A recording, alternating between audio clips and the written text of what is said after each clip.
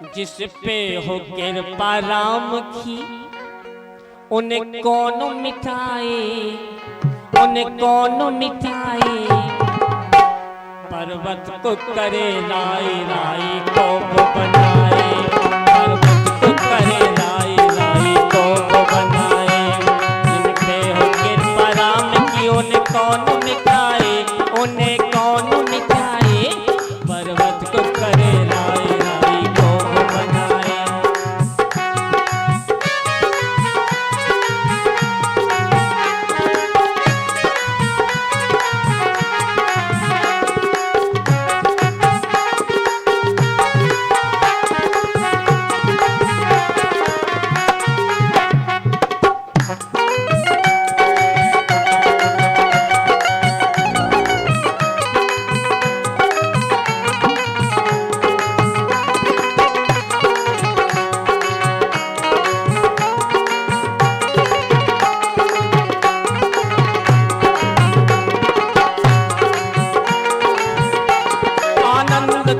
जग में आनंद कर गया, आनंद कंद जग में आनंद कर गया। दीनों का नाथ मुझे आनंद कर गया। भक्ति का मार्ग मेरा भोला ही दिखाए, भोला ही दिखाए। पर्वत को करे लाई लाई को बनाए, पर्वत को करे लाई लाई को बनाए।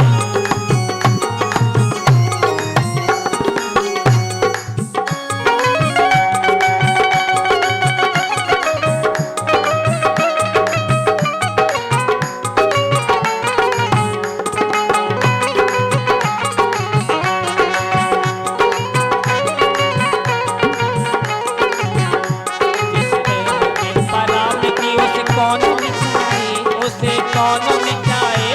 पर्वत को करे लाई लाई को बनाए, पर्वत को करे।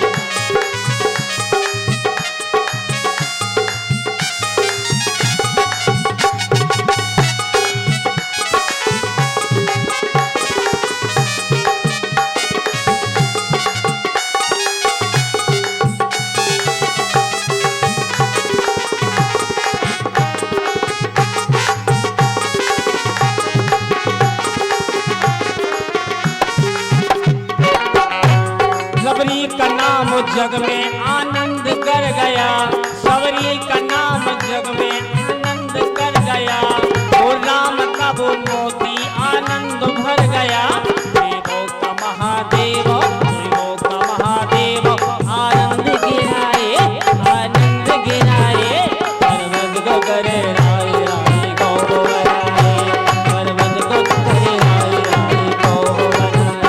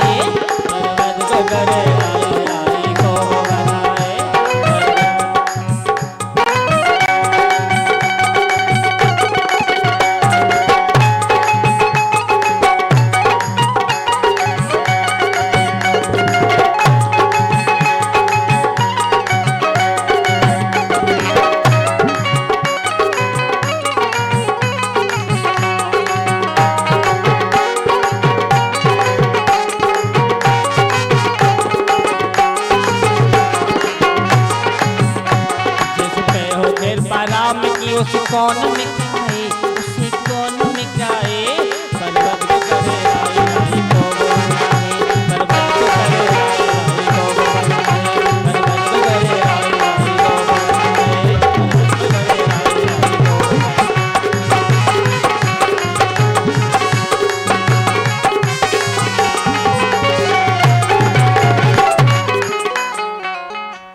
बोलो भगवान भोलेनाथ की जय हो। आप लोग जय बोला करो। जब लोग जय बोलते हो तो हमें यहाँ पे कुछ भगवान का भाव जाग जाता है, और आप लोग कम जय बोलते हो तो हमारा जो भाव है वो कम नहीं लगता है, क्योंकि जैसे मोबाइल में टावर नहीं मिलते हैं ऐसा ही तो भाव बनता है भगवान की कथा में। श्रोता वक्ता ज्ञान निधि, यानी वक्ता का भाव श्रोताओं से होता है और वक्ता बढ़िया हो तो श्रोताओं का भाव होता है। तो ऐसे बोला करो, बोलो जगदम्बा पार्वती मैया की जय हो, भक्ति महारानी की जय हो, हनुमान जी महाराज की जय हो, जगदम्बा पार्वती मैया की जय हो, शिव महापुराण की जय हो। अच्छा लगा। अब देखिए आगे कथा को ले चलते हैं। तो बताया जाता है, देखिए जैसे सबरी का अंत हो के एक बाद तीसरा जो जन्म मिला, तो जन्म मिलने के बाद में कहा कि भगवान जन्म तो मिल गया है, अब कल्याण कैसे होगा। तो सातों दीप नौ खंडों में गुरु से बड़ा न कोई, और जो करता ना कर सके गुरु सहारे हो। गुरु खाओ सिर पे राखियो चलियो आज्ञा मान, तो कहे कबीरवा भक्त खा तीन लोक डरना। गुरु बिन भावना करे सो कोई, जो बिरंच शंकर सम होई। बताया जाता है कि भगवान स्वयं भोलेनाथ भूत भावन तीन लोकों के मालिक को भी गुरु बनाना पड़ा कुंभज ऋषि को। जब संसार का मालिक गुरु बनाता है तो हम आपको तो जरूर बनाना चाहिए। अगर आपका कोई काम बिगड़ता है तो गुरु संभाल लेगा। आपके बिगड़े हुए में जो गुरु साथ देगा, माता पिता साथ नहीं देगी तो गुरु साथ देता है। लेकिन गुरु भी ऐसा होना चाहिए जो जानता हो कि तुम्हारी समस्या का समाधान कैसे होगा। जानते हो जो गुरु अपने शिष्य के शोक को नहीं हरता, जो गुरु शिष्य शोक ना हरही, तो गुरु घोरो नरक में परही, तो गुरु घोरो।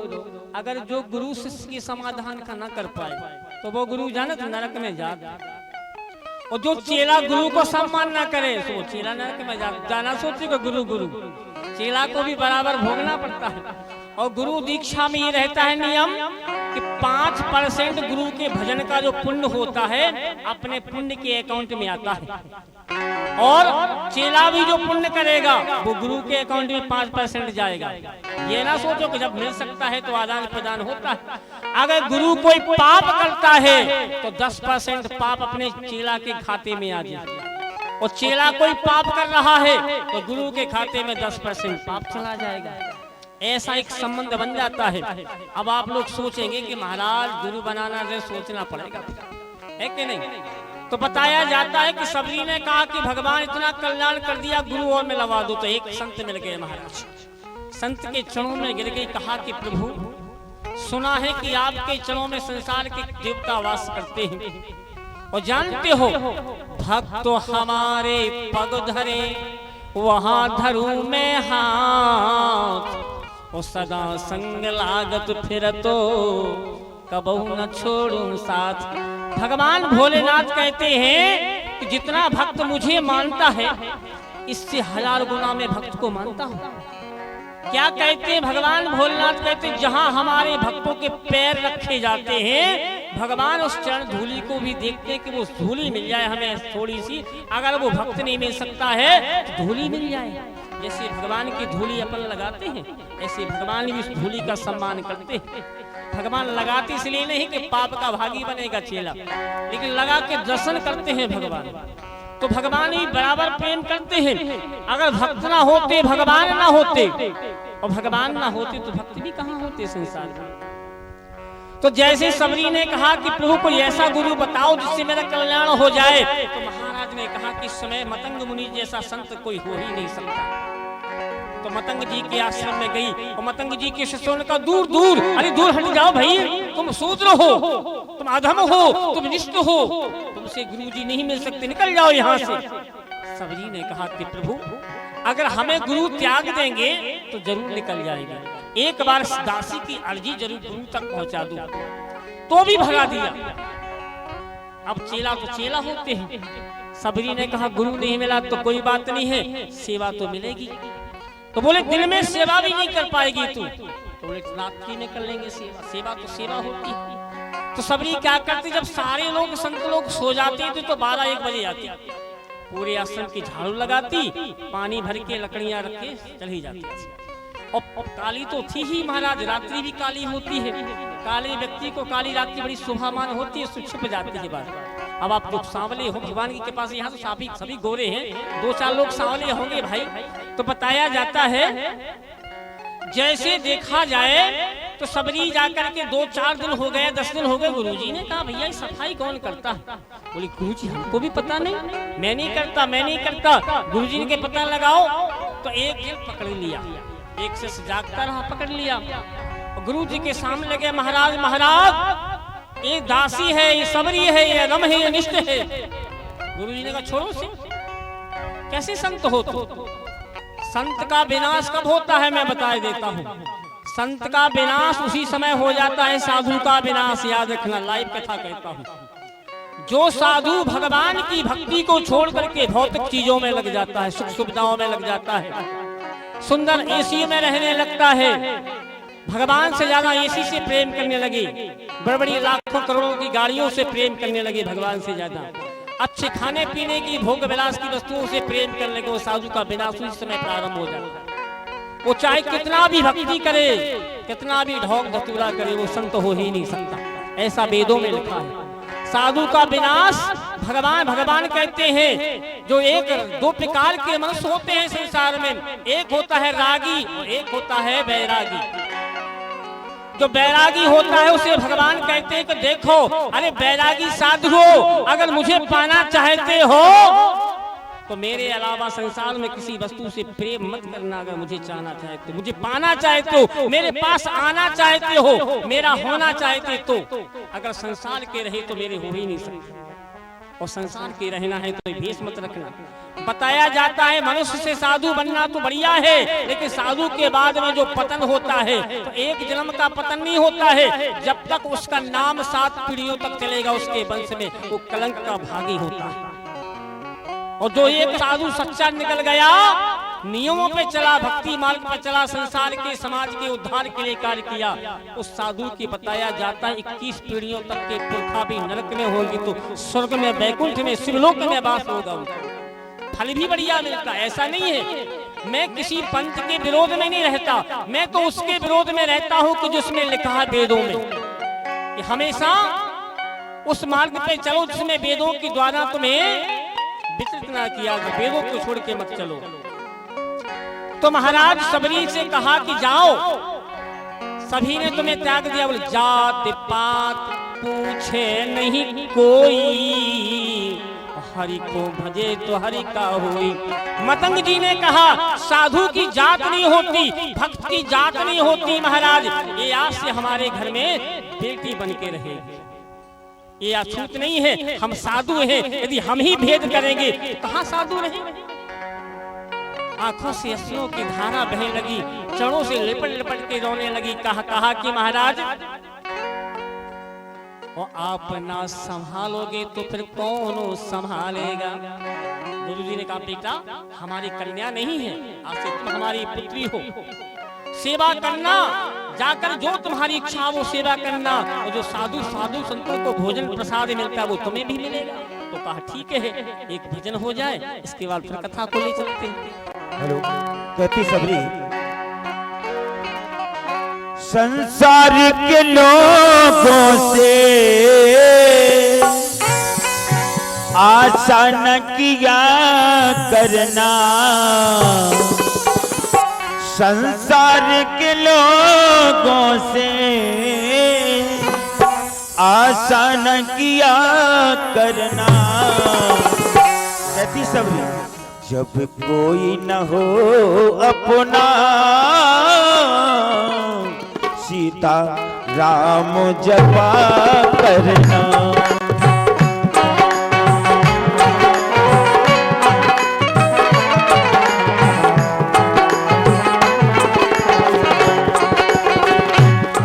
संसार के लोगों से आशा न किया करना, जब कोई न हो अपना, सीता राम जपा करना। जय हो।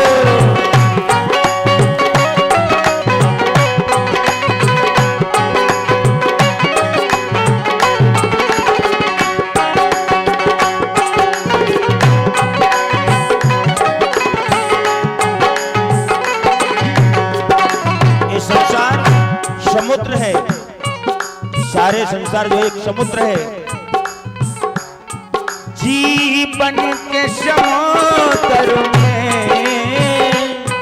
तूफान तो आते हैं, जीवन के समुद्र में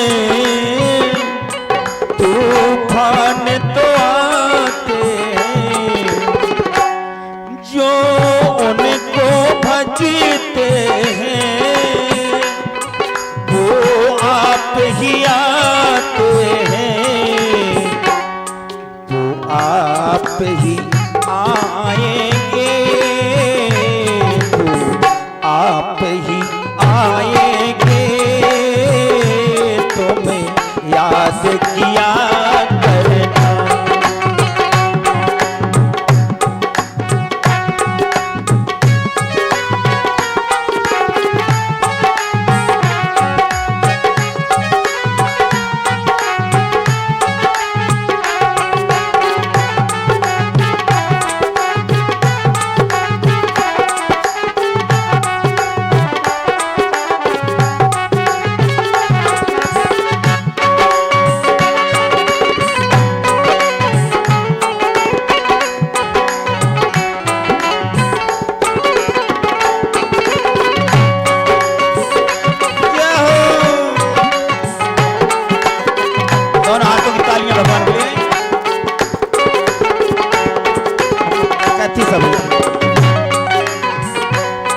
सुंदर सी बात है।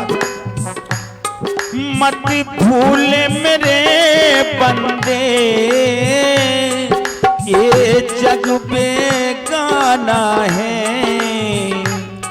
इसी दुनिया में आकर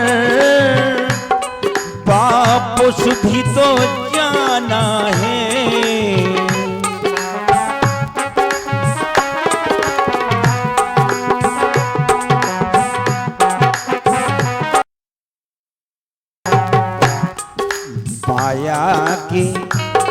माया के चक्कर से, माया के चक्कर से दिन रात बचा करना।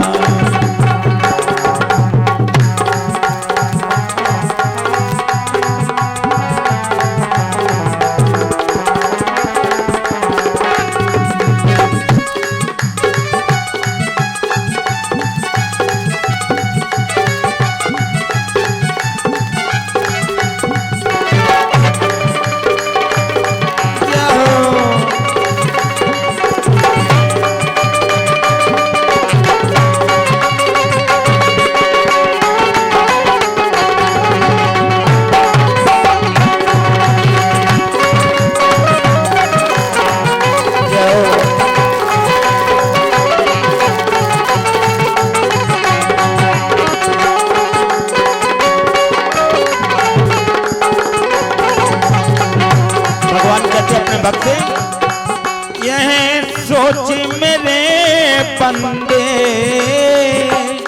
प्रभु तुमसे दूर नहीं। यह सोच मेरे बंदे, प्रभु तुमसे दूर नहीं। कष्ट हो भक्तों को प्रभु को मंजूर नहीं। भगवान तो आते हैं, भगवान तो आते हैं, भक्तों पे दया करना।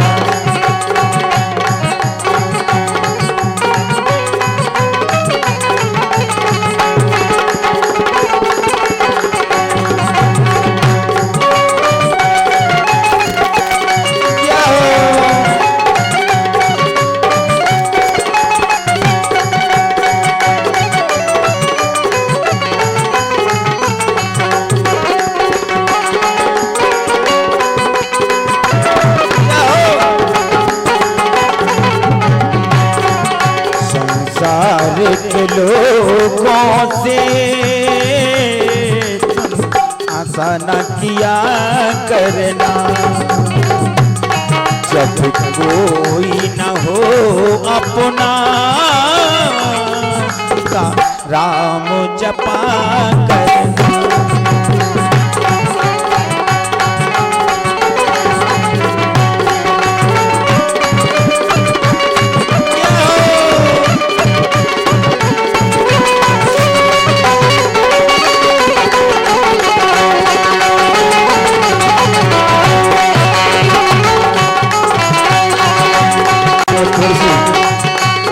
भगवान लिखते हैं, जो कवि लिखते हैं बड़े सुंदर विचार के लिखते हैं।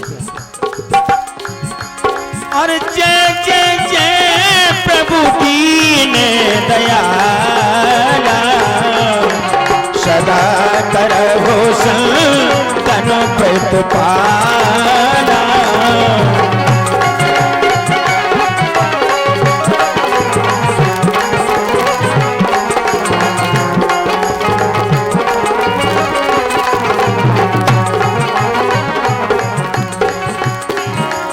केवल कलयुग में केवल भगवान हनुमान जी कृपा है। कहते हैं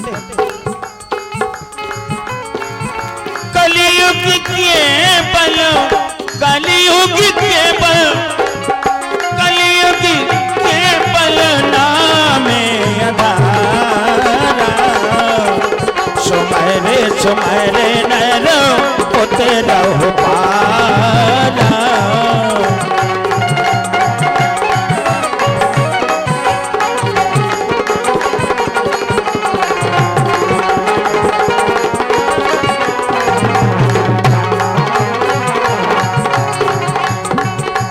नमः शिवाय, ओम नमः शिवाय। सभी बोल लगे कि मन और वाणी को पवित्र करने के लिए केवल एक ही लाइन है। ओम नमः शिवाय, ओम नमः शिवाय, ओम नमः शिवाय, ओम नमः शिवाय, ओम नमः शिवाय, ओम नमः शिवाय, ओम नमः शिवाय, ओम नमः शिवाय, ओम नमः शिवाय, नमः शिवाय, ओम नमः शिवाय। ओम का मतलब बहुत बड़ा है। सर्वप्रथम ओम। हरि ओम, हरि ओम, हरि ओम, हरि ओम, हरि ओम, हरि ओम, हरि ओम, हरि ओम, हरि ओम।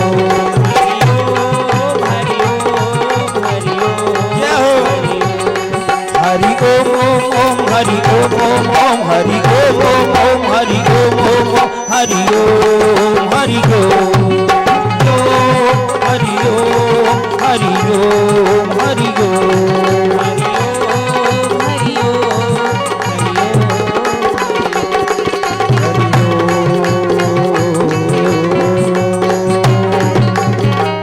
बोले शिव शंकर भगवान की जय हो।